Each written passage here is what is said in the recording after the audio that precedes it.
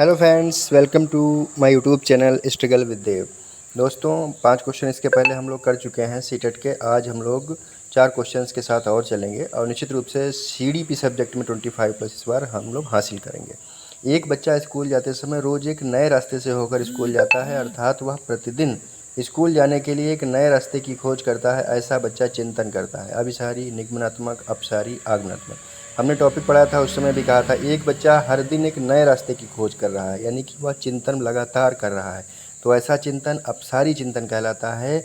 अभिसारी तो सिर्फ अंतर्मुखी बालक होता है, एक बात सोच सकता है, लेकिन अपसारी चिंतन बालक करता है तो वह बहुत से रास्तों को खोज सकता है। तो यहाँ पर क्या होगा ऑप्शन सही, अपसारी। बिल्कुल बहुत इंपॉर्टेंट क्वेश्चन था। अगला है, बालक की उम्र बढ़ने के साथ साथ व्यवहार में अनेक परिवर्तन भी होते हैं। यह परिवर्तन किस कारण संभव होते हैं?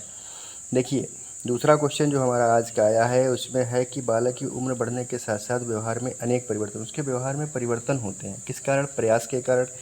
कह रहा है कि निरंतर प्रयास करेगा तब उसमें परिवर्तन होगा उसके व्यवहार में, या खोज के कारण, जब बच्चा खोज करेगा तब परिवर्तन होगा, अधिगम के कारण, या फिर उपयुक्त सभी सही है।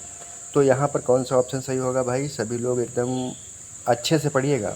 तो यहाँ पर अधिगम के कारण, अधिगम जो है सीखने के कारण उसके व्यवहार में परिवर्तन होता रहता है और बालक सीखता है, पूरी उम्र सीखता है, मनुष्य पूरी उम्र सीखता है। अधिगम की प्रक्रिया जो है यह जीवन पर्यंत चलती रहती है।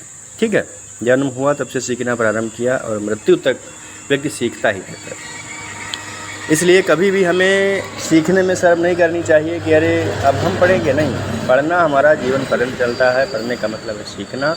तो यहाँ पर सी ऑप्शन बिल्कुल सही है, अधिगम। ठीक है, अधिगम के कारण बालक जो है क्या करता है, अपने व्यवहार में परिवर्तन कर सकता है।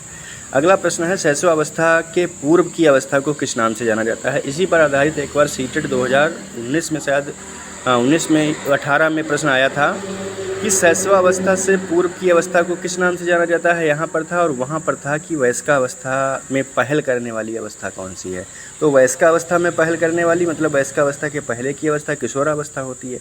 और यहाँ पर पूछा गया बहुत महत्वपूर्ण क्वेश्चन है, शैशवावस्था के पूर्व की अवस्था को किस नाम से जाना? शैशवावस्था के पहले की अवस्था कौन सी होती है? गर्भावस्था होती है। और यह बात जानते रखना कि गर्भावस्था से ही हमारा विकास प्रारंभ हो जाता है। विकास गर्भावस्था से हमारा प्रारंभ हो जाता है। हर व्यक्ति का विकास कहाँ से प्रारंभ होता है? तो गर्भावस्था से प्रारंभ होता है। ठीक, तो यहाँ पर हमारा ऑप्शन सही हो जाएगा गर्भावस्था, ऑप्शन डी। शैशवावस्था के पूर्व की अवस्था को किस नाम से जाना जाता है?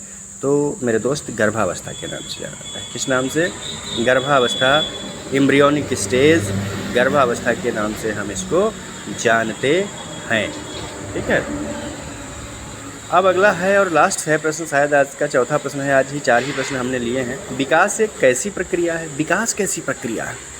विकास देखो, एक तो निरंतर चलने वाली प्रक्रिया है, जीवन पर्यंत चलने वाली प्रक्रिया है। डेवलपमेंट को बहुत अच्छे से समझिएगा। मृत्यु पर्यंत, निश्चित आयु, जीवन पर्यंत, इनमें से कोई नहीं। देखो, विकास मृत्यु पर्यंत का मतलब मृत्यु के बाद नहीं भाई, जन्म गर्भावस्था से प्रारंभ होती है। निश्चित आयु तक चलने वाली प्रक्रिया नहीं। वृद्धि हमारी एक निश्चित आयु तक होती है, लेकिन विकास जीवन पर्यंत चलता है। विकास जीवन पर्यंत चलता है। तो यहाँ पर ऑप्शन हमारा सी वाला एकदम राइट ऑप्शन है। क्या है भाई? बिल्कुल सही ऑप्शन है सी, जीवन पर्यंत चलता है। तो विकास गर्भावस्था से प्रारंभ हो जाता है और गर्भ में होने वाला विकास हमारा सिर्फ मात्रात्मक विकास होता है। गुणात्मक विकास जन्म के बाद प्रारंभ होता है। तो उम्मीद करते हैं यह 4 क्वेश्चन आपको, ऐसे क्वेश्चन हैं जो आपको पेपर में मिलेंगे। अच्छा लगे शेयर कीजिए, सब्सक्राइब कीजिए, लाइक कीजिए। Okay, thank you, bye bye, take care.